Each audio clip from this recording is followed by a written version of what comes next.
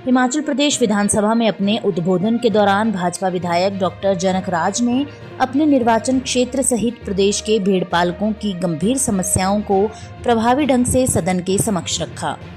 उन्होंने बताया कि उनके क्षेत्र के लगभग 748 लोग हिमाचल प्रदेश वूल फेडरेशन में पंजीकृत हैं, जो परंपरागत रूप से भेड़ पालन व्यवसाय से जुड़े हुए हैं, लेकिन वर्तमान समय में ये समुदाय कई गंभीर संकटों का सामना कर रहा है। डॉक्टर जनकराज ने कहा कि सर्दियों में प्रवास के दौरान चोरी की घटनाएं लगातार बढ़ रही हैं। धन्यवाद अध्यक्ष महोदय। मेरे चुनाव क्षेत्र के लगभग 748 लोग जो हिमाचल प्रदेश वूल फेडरेशन में पंजीकृत हैं, परंपरागत तरीके से हमारे समुदाय का व्यवसाय जो है भेड़ पालन उससे जुड़े हैं। भेड़ पालक आज के समय में बहुत अधिक समस्या का सामना कर रहे हैं। अभी सर्दियों में प्रवास के दौरान पिछले एक हफ्ते की मैं अगर बात कहूं तो मुझे लंज, ढक्की की धार, नूरपुर, लपियाना, रानीताल इन क्षेत्रों से चोरी की अनेकों घटनाएं लोगों ने मुझे सूचित की। मैंने पुलिस विभाग को सूचित किया, यहाँ के पुलिस प्रशासन को सूचित किया, परंतु कहीं कोई कार्रवाई नहीं हुई।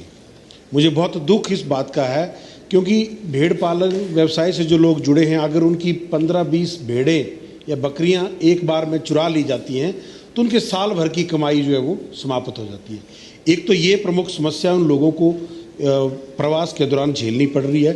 साथ ही साथ जो भेड़ों को, बकरियों को जो दवाइयाँ दी जानी चाहिए, वो मुझे जो जानकारी है कि उसका रेट कॉन्ट्रैक्ट समय पर नहीं हुआ, जिस वजह से प्रवास के दौरान जो लोगों को ज़रूरी दवाइयाँ मुहैया करवानी चाहिए थी, एक तो वो लोगों को उपलब्ध नहीं हो पा रही हैं।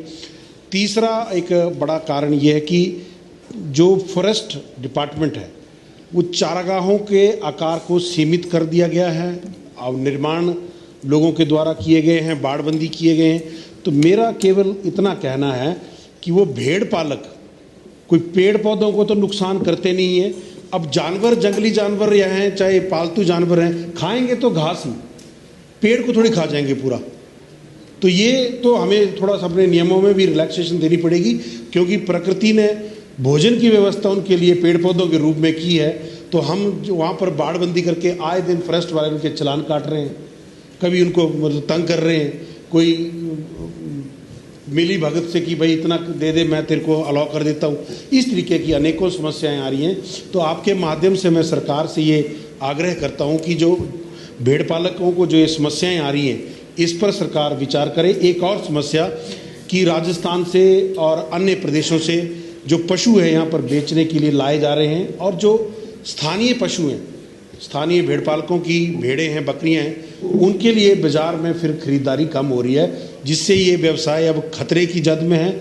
और मैं अध्यक्ष महोदय आपके माध्यम से अपने इन जनजातीय लोगों के इस पारंपरिक व्यवसाय के लिए विशेष संरक्षण प्राप्त करना चाहूँगा, क्योंकि ये हमारी पहचान है, हमारे समुदाय की पहचान है। इसको समाप्त होने से बचाएं। बहुत बहुत धन्यवाद।